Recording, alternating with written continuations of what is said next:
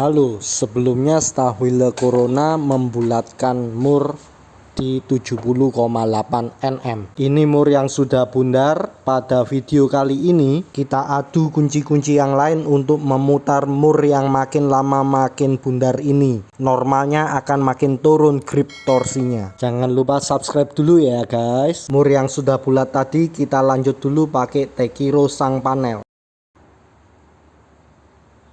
Tekiro masih bisa ngegrip sampai 15,1 nm sebelum slip. Penurunan torsinya kita gambar dalam bentuk grafik seperti ini. Normalnya makin ke atas torsi berkurang karena bentuk bautnya makin seperti ini makin bundar saja. KTC MS2 strip 10. Karena kepala hexa dari nutnya makin bundar, mungkin KTC akan lebih rendah dari Tekiro. 20,4 nm ternyata makin naik padahal mur sudah lebih bundar. Tangan nggak kuat langsung tambah leverage. 23,0 nm baru slip, makin naik. Jadi justru lebih bulat, malah masih bisa putar lebih kuat torsinya. Balik lagi ke Tekiro sang panel untuk mur yang lebih bundar lagi. Langsung pakai wedge extender saja biar nggak dua kali kerja. Ternyata langsung slip nih. Coba kita reset dulu. Tekiro sang panel 6,0 Nm, wajar makin turun. Balik lagi ke KTC MS2. Pengetesan pasti makin lama makin rendah dan akhirnya tidak bisa ngegrip. KTC MS2 13,8 Nm, grip lebih baik dari Tekiro. Stahwille Corona untuk mur yang masih bagus mengungguli KTC MS2. Bagaimana dengan mur yang sudah bundar? Apakah masih tetap lebih unggul dari KTC? 4,2 nm slip. Wajar ya kalau torsinya turun, belum bisa disimpulkan.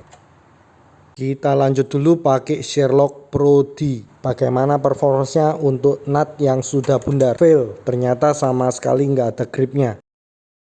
Balik lagi ke KTC MS2. Apakah turun setelah Stahwille? 7,2 nm, malah lebih baik dari Stahwille. Di nut yang bundar KTC lebih oke. Kita balik lagi ke Stahwille. Tidak terbaca oleh torsimeter, kita anggap nggak ada grip atau 0 nm. Apakah memang murnya sudah benar-benar nggak bisa diputar lagi? Kita coba JTC Auto Tool, JTC Zero Offset. Ya, sama, sudah nggak bisa putar atau megang bautnya lagi, 0 nm. Kita coba lihat bautnya. Kondisi murnya, kepalanya sudah selek seperti ini, makin bundar, beberapa kunci ring sudah nggak bisa ngegrip lagi. Kita coba lanjut saja ya. JTC flare nut. Di video sebelumnya saat ring sudah tidak bisa ngegrip, flare nut masih bisa. Dan benar saja 12,7 belum slip.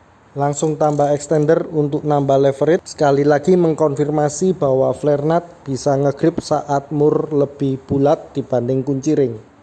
21,3 nm mengungguli KTC MS2. Ini kunci ring sudah pada nyerah. Kita coba lanjut ke shock 6 point.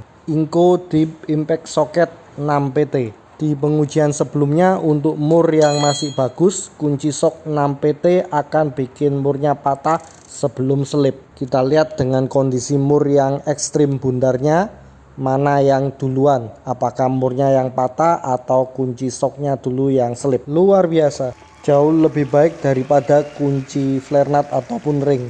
52,6 nm dan belum slip. Kita ambil posisi dulu untuk bisa memutar dengan kuat.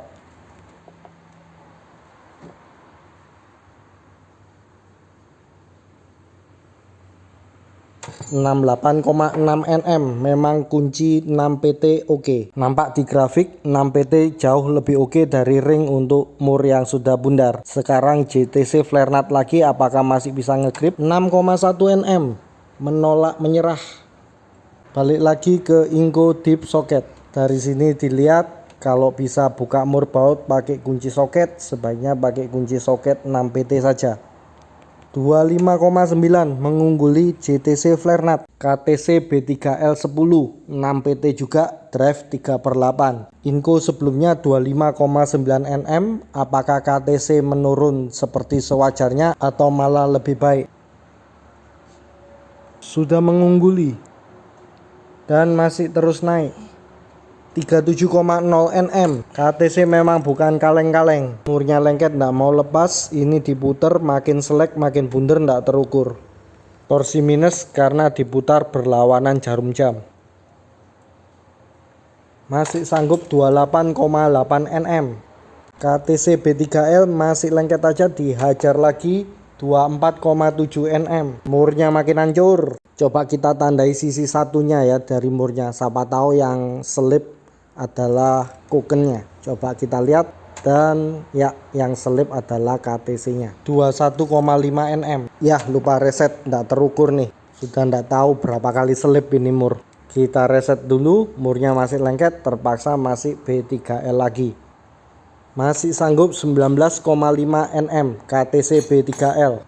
Ini catnya di post saja kalau mau lihat detailnya. Kunci sok 6PT belum menyerah. Ini mur yang sisi kiri yang ditandai merah itu ya. Kelihatan sudah makin hancur-hancur, sudah hampir hilang heksanya nih. Lanjut lagi, selama ada yang masih bisa ngegrip. Koken 14410M impact socket. Impactnya Koken yang ini tipe dangkal ya, jadi dia nggak bisa megang semua mur yang tersisa. Dikit aja yang dia pegang, jadi ini merupakan disadvantage ya buat si Koken 14410M ini. Impact Inco menyerah ke KTC B3L. Gimana dengan impactnya Koken? 30,9 nm, bahkan lebih baik dari KTC B3L. Terlihat ya makin bunder aja ini.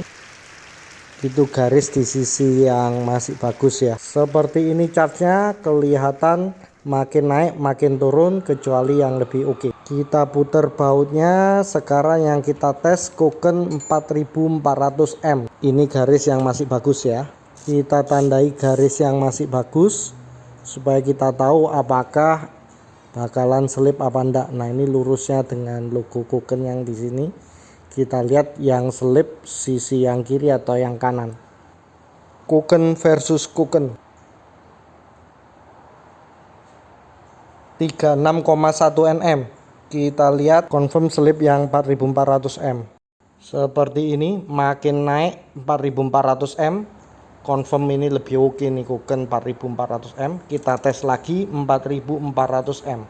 Nah itu kelihatan ya, garisnya yang muter itu di 4400M. Ya lupa reset lagi, nggak keukur jadinya.